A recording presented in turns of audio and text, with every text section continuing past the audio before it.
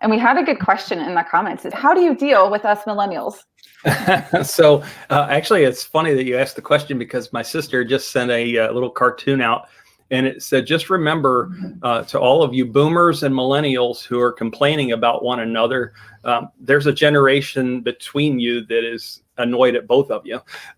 So I just thought I don't look at millennials as a group.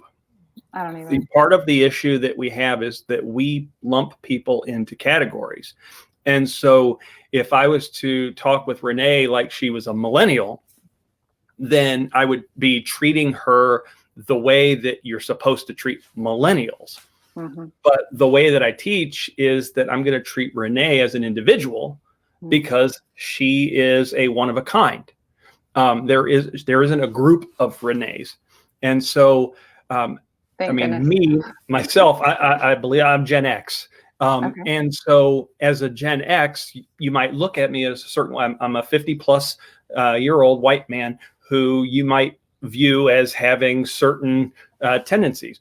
But I know plenty of 50 plus year old white men who think completely opposite I do, who have completely different expectations of this world than I do. Well, if I know that about the group that I'm supposed to be in, then why would I lump a group of people based on their birth dates together? I know some boomers who are just as bad at engaging with others as young people. And I know some young people who do a fantastic job of connecting with others because they've had somebody show them how to do it. And so I always get leery about when people make phrases, these Karens, like that hurts my heart, to be honest.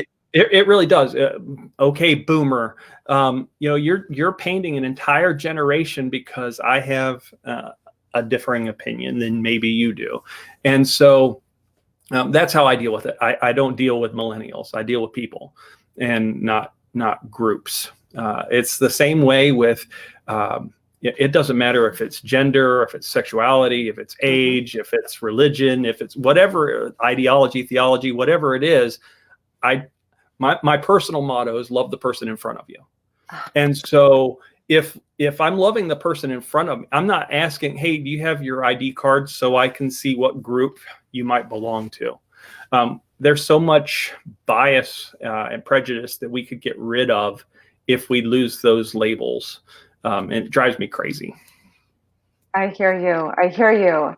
And I know that there are times when we're describing something that, we have to, compare different descriptions in order to get a point across. But once those descriptions become a description of a person themselves as an identity, right, it can be so damaging. And almost every time, like when I hear someone say millennial or boomer or any of these things, typically it's not in a describing way. It's in a negative. It has some kind of negative an annotation behind it.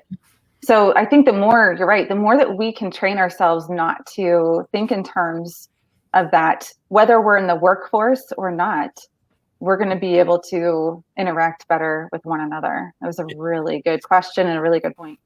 Yeah, absolutely. If I have a preconceived ideas about a people group, then every time I see somebody that fits that description walking through the door of my business, I'm going to put my guard on like, oh, here's another one.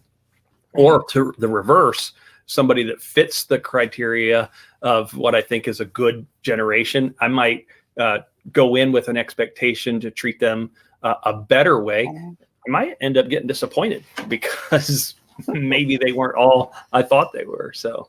Right. No one's all alike. We can't lump into boxes. That's right. That's for sure.